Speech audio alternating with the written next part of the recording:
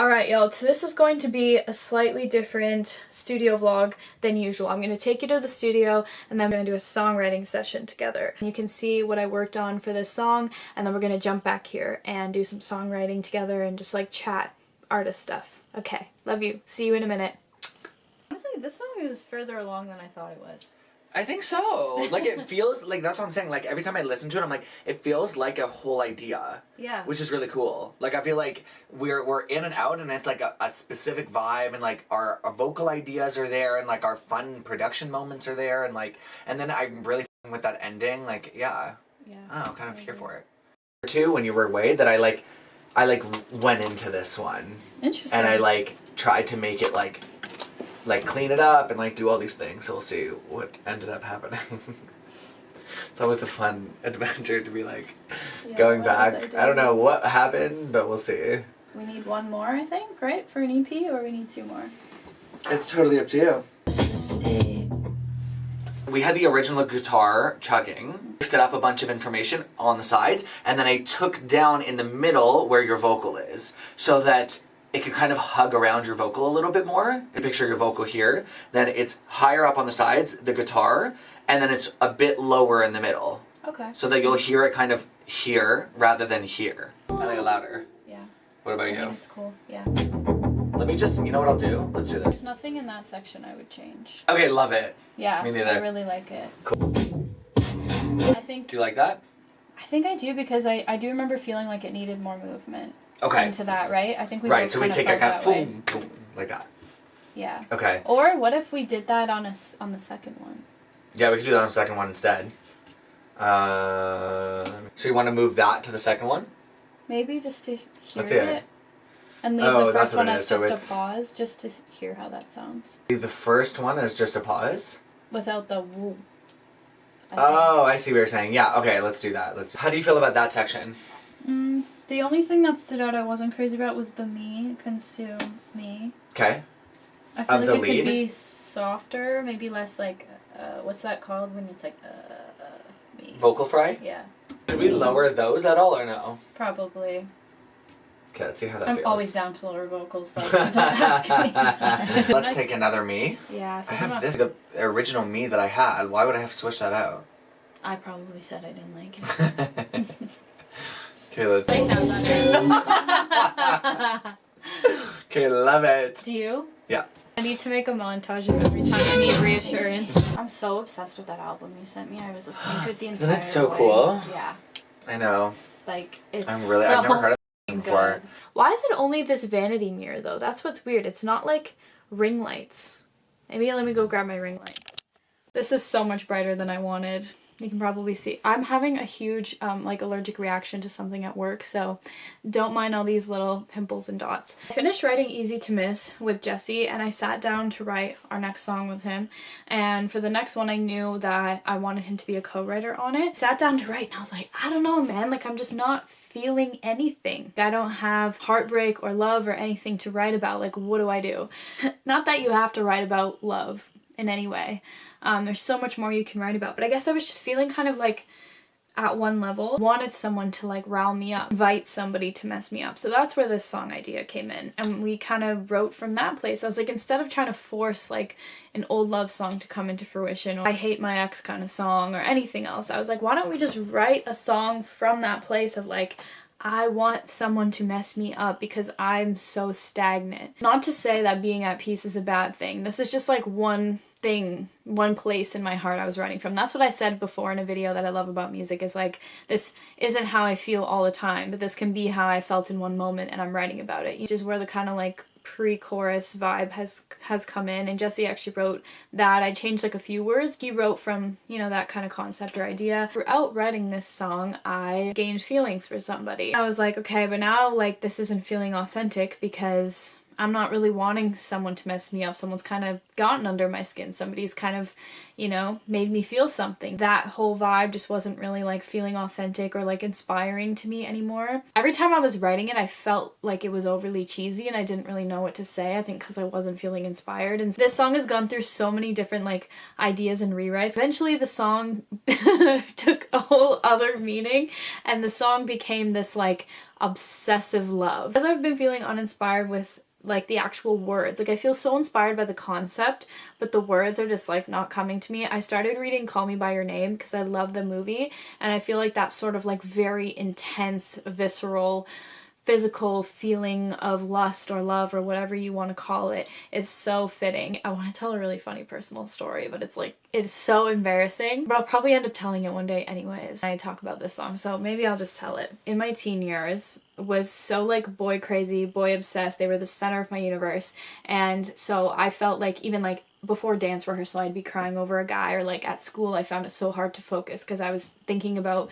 who I was dating or who I had just broken up with. Like, it was just a mess, and I so badly want to just go back in time and give young Meg a hug and be like, girl, decenter men, because your life will be so much better. Focus on your art, and they should be a positive addition to your life, but they don't need to be your whole thoughts and universe. Anyway, obsessed with this guy, and we were on and off for many, many years, and I would say it was more of an obsession than a healthy love. Like, he brought out kind of like the worst in me without really trying. Like, this is no fault of his. I don't know what he did to me, and I was also very young and hormonal and dealing with a lot of like other things. So very, very, very brief backstory. But basically, after we would break up, sometimes we would still see each other, and like I would sneak out to see him. And so one night, like, yeah, you can come over tonight, whatever. So I was taking any opportunity I had to see this man. I thought that the noble thing to do when you really love somebody is like always show up and always be there, which is true. But if they're kind of saying like, I'm not interested, I want to do my own thing, and you keep showing them why they should love you and why they should choose you, that's where it's like, no, that's not right. Because if someone loves you, like, you won't have to constantly prove yourself to them or like win them over. I think this was before I was even 16, so I didn't even have like my own income. So my mom would give me $20 a week for lunch, and I would just use it either on taxis. Uber didn't exist at this point. I would either use it on taxis to get to his house because he lived kind of far, or I would just pocket it and spend it on booze or just save it. At the time I didn't have money to taxi there, so I was like, I'm gonna bike. 10 to 12 minute drive. I don't even think I like looked up how long it would take me. I think I just went, and I started biking in the middle of the night, because who does that? I had my bike in like a tree out front. A lot of this bike ride was uphill. I roll up to the door. I don't even think I brought a backpack, a wallet, nothing. I just hopped on that bike, phone in my pocket, down the road. I was biking there, actually somebody pulled over. It was like a taxi, and they were like, I almost hit you because you don't have any like, what are those called, like reflective things on your bike, so like no one can see you in the dark. And I can't even breathe because I've just been biking for 45 minutes. I'm all sweaty, and he's like, do you want like a glass of water? And I was like, yeah, yes please. He's like, did you walk here? Like, what's going on? I was like, no, I got a ride, I just need some water.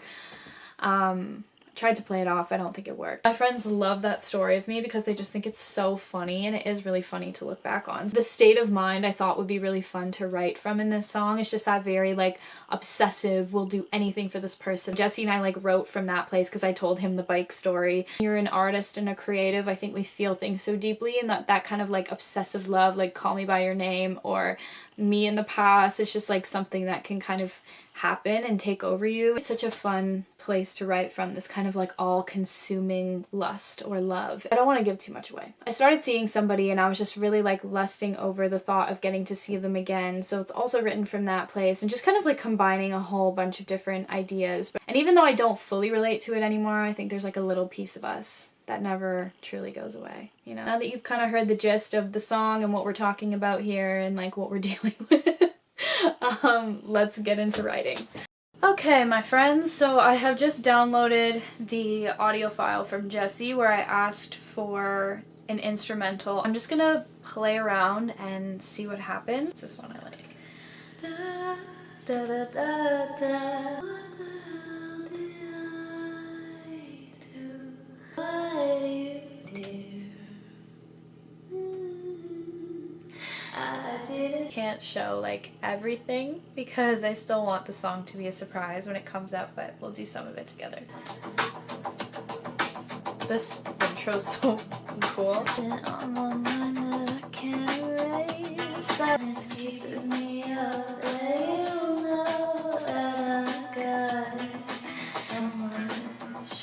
Something like that, but not that. This here is one of my saviors as a songwriter because I'm a Leo moon, so I'm creative, but I'm also a Capricorn, so I'm efficient and organized. So this is my songwriting folder, but then I have sound inspiration, lyric inspiration. Then if I'm working on a song, I have a tab to just write like notes of, excuse me, changes I want done in songs and stuff like that. Like each little colored tab, you can see that, has a purpose.